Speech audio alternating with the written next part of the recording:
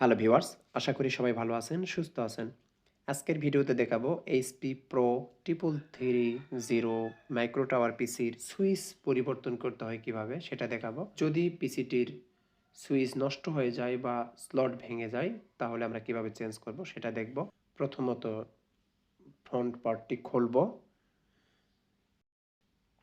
তারপর আমরা ডিভিডি রাইডারটা খুলে নিব।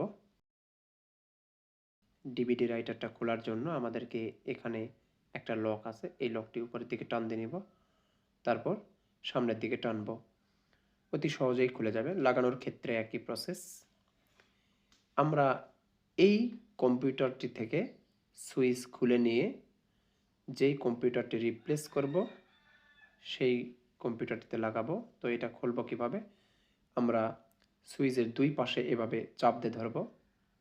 সুইচ স্লট এটা পুরো একটা সেট, এটা এভাবে চাপ দিয়ে ধরবো এবং এক পাশ থেকে টেনে বের করে নিব। চারটা লক আছে, চারটা লকই আমরা খুলে নেব, এভাবে চাপ দিয়ে খুলে যাবে। তো এই সুইচটি ভালো, এই সুইচটি আমরা যেই কম্পিউটারটি অ্যাফেক্টেড সেটাতে আমরা রিপ্লেস করব। তো আমরা পিন আউট, পাওয়ার পিন আউট মাদারবোর্ড থেকে এটা খুলে নিব, এইটা। তারপর এটা আমরা বের করে আনব।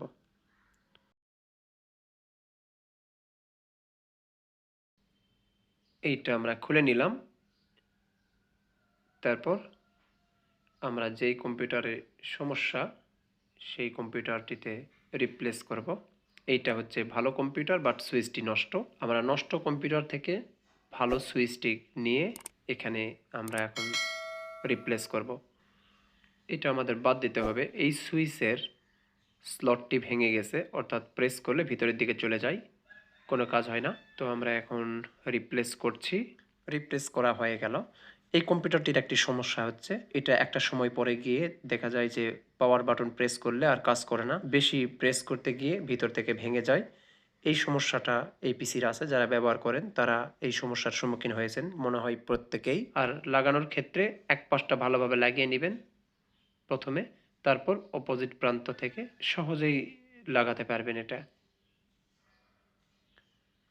প্রেস করলাম, দেখুন অতি সহজেই আমার পরিবর্তন করা হয়ে গেল পাওয়ার বাটনটি।